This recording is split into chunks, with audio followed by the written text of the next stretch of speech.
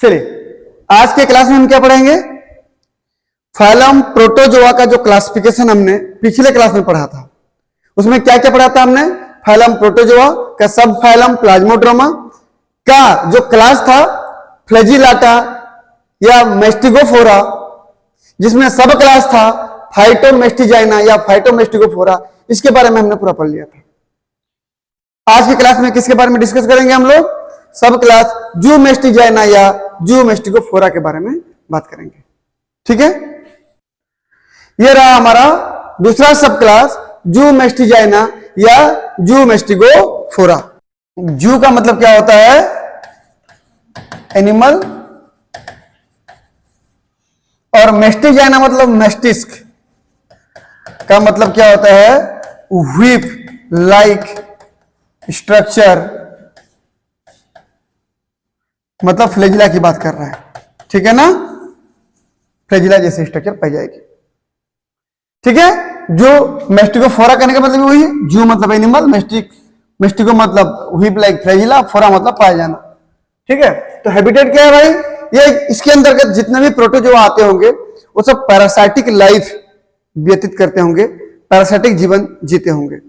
Parasitic मतलब जब कोई प्रोटोजोआ किसी दूसरे होस्ट के बॉडी में रहता होगा तो होस्ट से अपना भोजन लेता होगा, खुद का तो फायदा हो रहा है लेकिन होस्ट के बॉडी का घाटा हो रहा है कि नहीं।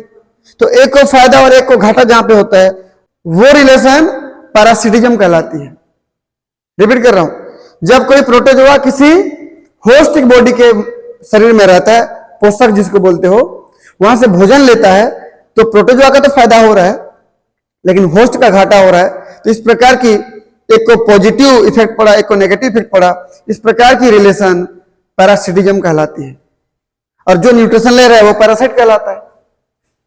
ठीक है, लेकिन यदि मैं बात करूं कि यदि दो ऑर्गेनिज्म साथ साथ रह रहे हैं और दोनों को फायदा हो रहा है तो वो क्या कहलाता है, सिम्बायोसिस। क्या कहलाता है, सिम्बायोसिस, दोनों को फायदा हो रहा है। तो ये दोनों प्रकार के जीवन व्यतीत करते हैं। जूमेस्टिजाइना या जूमेस्टिगोफोरा में जो ऑर्गेनिज्म आते हैं वो पैरासाइटिक लाइफ भी व्यतीत करते हैं और सिम्बायोटिक लाइफ भी व्यतीत करते हैं। इनमें किसी भी प्रकार का कोई क्लोरोफिल नहीं पाया जाता, मतलब सीधा है कि ये लोग खुद का फोटोसिंथेसिस नहीं कर पाते, ये ऑटोट्रोफ नहीं होते हैं। क्योंकि हमने पढ़ा था पिछले क्लास में फाइटोमेस्टिजाइना या फाइटोमेस्टिगोफोरा, उनमें क्लोरोफिल पाए जाते थे, वो अपना भोजन स्वयं फोटोसिंथेसिस करते थे, बनाते थे, अपना कार्बोहाइड्रेट खुद बनाते थे। इसका मतलब ये हुआ कि वो ऑटोट्रोफ थे, स्वयं पोषी थे। यहां पर क्लोरोफिल नहीं है तो फोटोसिंथेसिस नहीं कर सकते, तो ये ऑटोट्रोफ या स्वयंपोषी नहीं हो सकते। इसका मतलब किसी और के बनाए भोजन को लेंगे तो ये हेट्रोट्रोफ हो जाएंगे। हेट्रोट्रोफ मतलब क्या हो गया, जो अपना भोजन स्वयं नहीं बना सकते, परपोषी कहलाते हैं, किसी दूसरे पे डिपेंड रहने वाले। समझ में आया ना, तो क्या हो जाएंगे, क्लोरोफिल नहीं है, अब्सेंट है, इसका मतलब क्या हो जाएंगे, वो ऑटोट्रोफ नहीं होंगे, हेट्रोट्रोफ होंगे। न्यूट्रिशन किस प्रकार का होगा, देखिए तो पैरासिटिक लाइफ पर न्यूट्रिशन होगा, किसी के शरीर में रह के उसका भोजन लेंगे। सिम्बायोटिक मोड, या तो मैं क्या बोला था आपको, पैरासाइटिक लाइफ व्यतीत करेंगे या तो symbiosis life. Food stored in the form of glycogen, और ये अपने शरीर में, ये प्रोटोजोआ अपने शरीर में भोजन को ग्लाइकोजन के रूप में स्टोर करके रख सकते हैं। ठीक है ना। अगला फ्लैजिला 1 या मोर, मैं बोला हूं ना अभी, जूमेस्टिक्स बोल रहा हूं तो फ्लैजिला तो है ना, तो इस ऑर्गेनिज्म में एक या एक से अधिक फ्लैजिला पाए जा सकते हैं। ठीक है, इनमें कितने ऑर्डर हैं, 6 ऑर्डर हैं। 6 ऑर्डर क्या क्या, पहला ऑर्डर प्रोटोमोनाडिना, दूसरा डिप्लोमोनाडिना, तीसरा ट्राइकोमोनाडिना, चौथा हाइपरमेस्टिजाइना, पांचवा राइजोमेस्टिजाइना और छठवां कोनोफ्लैजिलिना। ये 6 ऑर्डर है, और इन 6 ऑर्डर को हम अलग अलग यदि पढ़ते हैं ना तो आपको याद करने में दिक्कत होगा, समझने में दिक्कत होगा। इसलिए क्या करेंगे हम लोग, इन सबको कॉलम बना करके कंपेयर कर लेंगे तो आपको जल्दी याद हो जाएगा। ठीक है, आगे बढ़ता हूं।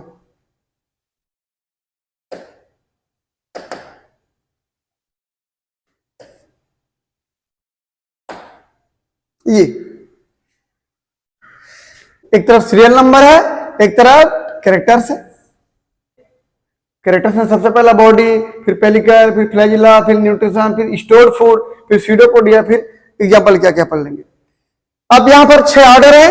पहला ऑर्डर प्रोटोमोनाडिना, दूसरा डिप्लोमोनाडिना, तीसरा ट्राइकोमोनाडिना, चौथा हाइपरमेस्टिजाइना, पांचवा राइजोमेस्टिजाइना और छठवां कोनोफ्लैजिलिना। ठीक है ना। बॉडी की अगर बात करें, इसका बॉडी कलरलेस होता है, बहुत ही छोटा सा होता है, नेकेड। कलरलेस मतलब कोई कलर नहीं होता, नेकेड मतलब बहुत छोटा सा सूक्ष्म। डिप्लोमोनाडिना कलरलेस होता है, ट्रांसपेरेंट पारदर्शी होता है। ट्राइकोमोनाडिना येलो ग्रीन कलर के होंगे। कौन से कलर के होंगे? येलो ग्रीन कलर के। ना तो पूरा येलो कह सकते हो, नहीं पूरा ग्रीन कह सकते। दिख रहा है ना, ये दिख रहा है ना, ये ऐसे। हाइपरमेस्टिजाइना बहुत से प्रकार कलर मिलेंगे, मैनी कलर से। राइजोमेस्टिजाइना भी बहुत से प्रकार कलर मिलेंगे। कोनोफ्लैजिलिना कलरलेस होते हैं, किसी प्रकार का कलर नहीं पाया जाता। पहला कैरेक्टर समझ में आया। दूसरा कैरेक्टर की बात करें हम लोग, पेलिकल। थिन पेलिकल क्या होता है? इनके शरीर के चारों तरफ पाने वाला पतला सा मेम्ब्रेन पेलिकल कहलाता है। तो वो पेलिकल प्रोटोमोनाडिना में बहुत ही पतला होता है, थिन होता है, फ्लेक्सिबल होता है, लचीलापन होता है उसमें। इसमें भी थिन फ्लेक्सिबल होता है। इसमें कुछ फ्लेक्सिबल होते हैं, कुछ रिजिड होते हैं। इसमें फ्लेक्सिबल होता है, फ्लेक्सिबल होता है, फ्लेक्सिबल होता है। ठीक। जहां पर सम फ्लेक्सिबल लिखा है, इसका मतलब बाकी जो रह गए वो रिजिड हैं, कठोर हैं। ठीक। अगला क्या है? फ्लैजिला की बात करूं, प्रोटोमोनाडिना में 1 से लेकर के 3 या उससे भी ज्यादा फ्लैजिला पाए जा सकते हैं। फ्लैजिला समझते हो ना, लंबा चाबुक जैसी संरचना, तैरने में मदद करता है। अगला डिप्लोमोनाडिना में 3 से लेकर के 8, 3 से लेकर के 8 फ्लैजिला हो सकते हैं। ट्राइकोमोनाडिना में 4 से लेकर के 6 फ्लैजिला हो सकते हैं। हाइपरमेस्टिजाइना में बहुत ज्यादा होते हैं, ग्रुप ग्रुप में मिलते हैं, बंच बंच में। बंच बंच मतलब ऐसे, ये समझ लीजिए, ऐसे समझ रहे हो ना, ग्रुप में मिलेगी नहीं। और यहां पर राइजोमेस्टिजाइना में 1 से लेकर के 50 तक हो सकता है। कोनोफ्लैजिलिना में सिंगल फ्लैजिला होता है, एक ही फ्लैजिला पाया जाता है। ठीक। अगला न्यूट्रिशन। प्रोटोमोनाडिना कैसे होते हैं? एंडोपैरासाइट। 2 प्रकार के पैरासाइट होते हैं। यदि कोई प्रोटोजोआ किसी के शरीर के अंदर रह करके अपना जीवन यापन कर रहा है, एंडोपैरासाइट। और यदि किसी के शरीर के बाहर रह के अपना जीवन यापन कर रहा है, एक्टोपैरासाइट। समझ में आया? तो ये एंडोपैरासाइट कह रहा हूं, इसका मतलब समझ रहे हो कि नहीं? बताइए, अपना जीवन यापन कैसे कर रहा होगा? अपने होस्ट के बॉडी के अंदर रह करके जीवन यापन करता है, हमारे ब्लड में घूम रहा होगा वो। ठीक है। अगला डिप्लोमोनाडिना में कैसा देखिए तो एंडोपैरासाइट। और दूसरा होलोजोइक होता है। होलोजोइक मतलब भोजन को निगलने के बाद वो अंदर डाइजेस्ट करता है। मतलब अगर मैं बात करूं कि भाई ये तो सिंगल सेलुलर एक कोशिकीय है, वो जिस भी भोजन को इनगल्फ कर लेता है, अंदर ले लेता है, वो अपनी कोशिका के अंदर ही लेकर के डाइजेस्ट करता है। समझ में आया? होलोजोइक मतलब भोजन को निगलने के बाद, अंदर लेने के बाद, एंडोसाइटोसिस प्रोसेस द्वारा अंदर लेने के बाद वो भोजन को क्या करता है? डाइजेस्ट करता है। तो क्या कहते हैं उसको हम लोग? होलोजोइक। सेप्रोजोइक मतलब क्या होता है कि सड़े गले पदार्थ में जहां भोजन है उन्हीं को एब्जॉर्व करता है। तो सड़े गले पदार्थों से भोजन को लेना क्या कहलाएगा? सेप्रोजोइक। समझ में आया? ये कैसा होता है? Trichomonadina endoparasite, Hypermastigina endoparasite, Rhizomastigina not typically but some time ectoparasite और एंडोपैरासाइट। ये जरूरी नहीं है कि हमेशा ये पैरासाइट ही हो। यदि वो पैरासाइट हैं तो कुछ पैरासाइट एक्टोपैरासाइट होते हैं, कुछ एंडोपैरासाइट। राइजोमेस्टिजाइना के सभी ऑर्गेनिज्म पैरासाइट होंगे ये जरूरी नहीं है, कुछ उसमें से नहीं होते हैं, और जो होते हैं उसमें से कुछ एक्टोपैरासाइट होते हैं और कुछ एंडोपैरासाइट होते हैं। कोनोफ्लैजिलिना में free living heterotrophic filter feeding organism है। फ्री लिविंग मतलब ये पैरासाइट नहीं है, ये स्वतंत्र रूप से पानी में रहता है। ठीक। हेटरोट्रोफिक मतलब अपना भोजन नहीं बना पाता, किसी और के भोजन पर डिपेंड रहता है। अगला फिल्टर फीडर, ये भोजन को फिल्टर करके अपने बॉडी के अंदर खींचता है, छान छान करके वाटर करंट पैदा करता है, वाटर अंदर आती है, भोजन को छान छान करके अपने अंदर लेता है। समझ रहे हो ना? ये इसके भोजन करने का तरीका है। अगला क्या है, स्टोर्ड फूड। प्रोटोमोनाडी में जो भोजन स्टोर रहता है उसको क्या बोलते हो, पैरामाइलॉन। भोजन को स्टोर करके जो रखते हैं उसको पैरामाइलॉन, स्टोर्ड फूड है वो। इसमें क्या होता है, डिप्लोमोनाडी में ग्लाइकोजन। ट्रैकोमोनाडी में डू नॉट स्टोर फूड, किसी प्रकार का भोजन स्टोर नहीं करता है। हाइपरमेस्टिजाइना में ग्लाइकोजन के रूप में भोजन स्टोर रहता है।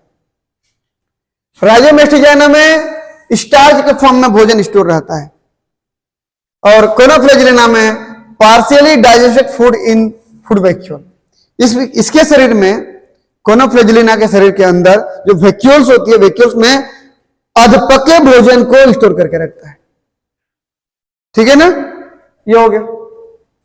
अगला स्यूडोपोडिया, याद है आपको क्या होता है, फाल्स प्रकार के फूट पैर बनते हैं, विलुप्त हो जाते हैं, फिर बनते हैं, नए नए बनते हैं, फिर विलुप्त होते जाते हैं। ये स्यूडोपोडिया था। तो प्रोटोमोनाडिना में प्रेजेंट, बाकी डिप्लोमोनाडिना में एब्सेंट, ट्रैकोमोनाडिना में एब्सेंट, हाइपरमेस्टिजाइना में प्रेजेंट, राइजोमेस्टिजाइना में प्रेजेंट और कोनोफ्लेजिलिना में प्रेजेंट। ठीक, एग्जाम्पल क्या है भाई, देख लीजिए। प्रोटोमोनाडिना का एग्जाम्पल क्या है, ट्रिपेनोसोमा, लिशमेनिया, लेप्टोमोनास, प्रोटोमोनास, बोडो। अब इसके एग्जाम्पल देखिए आप, ये ट्रिपेनोसोमा, लिशमेनिया, लेप्टोमोनास, प्रोटोमोनास, बोडो, ये दिख रहे हैं ना, ये सब पैरासाइट के रूप में रहते हैं, एंडोपैरासाइट के रूप में रहते हैं, हमारे शरीर के अंदर रहते हैं, ब्लड में बह रहे होते हैं। दिख रहा है, ब्लड वेसल्स में बह रहा है, तो ब्लड दिख रहा है, आरबीसी दिख रहा है, ये सब ये ब्लड वेसल में बह रहा है। अगला देखिए तो डिप्लोमोनाडिना में एग्जांपल क्या, जियार्डिया। जियार्डिया का डायग्राम देखिए, ठीक है। अगला क्या है, ट्रैकोमोनाडिना में कौन है, ट्रैकोमोनास, ये ट्रैकोमोनास दिख रहा है आपको, ये। अगला क्या है, हाइपरमेस्टिजाइना में ट्राइकोनिम्फा लोफोमोनास, ट्राइकोनिम्फा लोफोमोनास, ठीक। अगला क्या है, राइजोमेस्टिजाइना में मेस्टिगोमिबा और मेस्टिजाइना, मेस्टिगोमिबा, मेस्टिजाइना, ठीक है।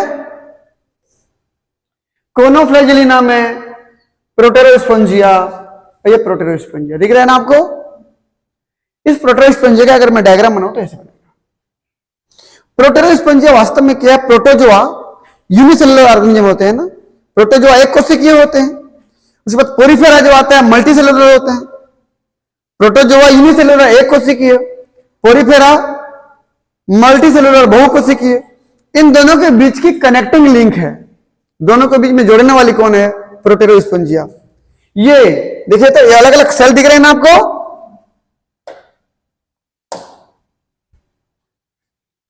देखो ये एक कोशिका हो गया, ये एक कोशिका दिख रहा है ना आपको, ये अलग अलग सेल दिख रहे हैं। देखिए ये अलग अलग सेल हैं, ये सेल अपना फिजियोलॉजी क्रिया करता है, अपना सब फिजियोलॉजी करता है, इस पे डिपेंड नहीं करता क्या कर रहा है ये अगल बगल से मतलब ही नहीं है उसको, ये अपना काम स्वयं करता है जो भी करना है। तो यूनिसेलुलर ऑर्गेनिज्म भी यही करता है कि एक कोशिका अपने से मतलब रखता है, जो करना है खुद को करना होता है, बाकी किसी पे डिपेंड नहीं होता है, किसी से तालमेल बना के काम नहीं करता, अपना खुद का काम खुद करता है। जबकि मल्टीसेलुलर ऑर्गेनिज्म, बहुकोशिकीय जो ऑर्गेनिज्म होते हैं, वो तालमेल बना के काम करते हैं। और ये एक ऐसा ऑर्गेनिज्म है कि बहुत सारे सेल आपस में रहने के बाद भी किसी पे डिपेंड नहीं होते हैं। नहीं समझ में आया? जैसे देखिए मेरा एक कोशिका ये मल्टीसेलुलर है, और मान लीजिए ये यूनिसेलुलर, ये मल्टीसेलुलर, ये कोशिकाएं सब आपस में तालमेल बना के काम करती हैं। बहुत सारे कोशिकाएं, ये यूनिसेलुलर है, किसी पे डिपेंड नहीं रहता है, अपना खुद का काम करता है। यहां पर ऐसे ऐसे कई कोशिकाएं आपस में मिल गई हैं, आप देखने पर क्या लग रहा है, मल्टीसेलुलर लग रहा है कि नहीं, बहुत सारे सेल, लेकिन ये इसके जैसे किसी पे डिपेंड नहीं होता है, अपना काम ये खुद करता है, ये अपना काम खुद करता है, ये अपना काम खुद करता है, अपना काम खुद करता है, ये खुद करता है। सारे फिजियोलॉजी इसके जैसे, लेकिन दिख रहा है इसके जैसे। इसलिए यूनिसेलुलर और मल्टीसेलुलर के बीच की क्या है, कनेक्टिंग लिंक है, संयोजी कड़ी है, और ये कौन है बोलने पर, प्रोटेरोस्पोंजिया। ये दोनों सेम है, दिखता मल्टीसेलुलर जैसे, लेकिन सारे इसके फिजियोलॉजी, सारे काम करने के तरीके यूनिसेलुलर जैसे। तो दोनों के बीच की कनेक्टिंग लिंक हुई कि नहीं? तो आज के क्लास में हमने क्या पढ़ा? कौन सा सब क्लास? जू मेस्टिजाइना या जू मेस्टिगोफोरा। ठीक, नेक्स्ट क्लास में क्या पढ़ेंगे हम लोग? अगला क्लास, ये पहला क्लास फ्लैजिलाटा था, इसका पूरा हो गया। अगला क्लास सार्कोडिना, सार्कोडिना में ये पूरा पढ़ेंगे हम, दोनों सब क्लास को पढ़ लेंगे। ठीक है, तो मैं उम्मीद करता हूं कि अगली क्लास में जब आओगे इतना तो पढ़ के आओगे और इतना नाम याद करके आओगे कि ये क्या होता है। ठीक है, किसी को कुछ पूछना है?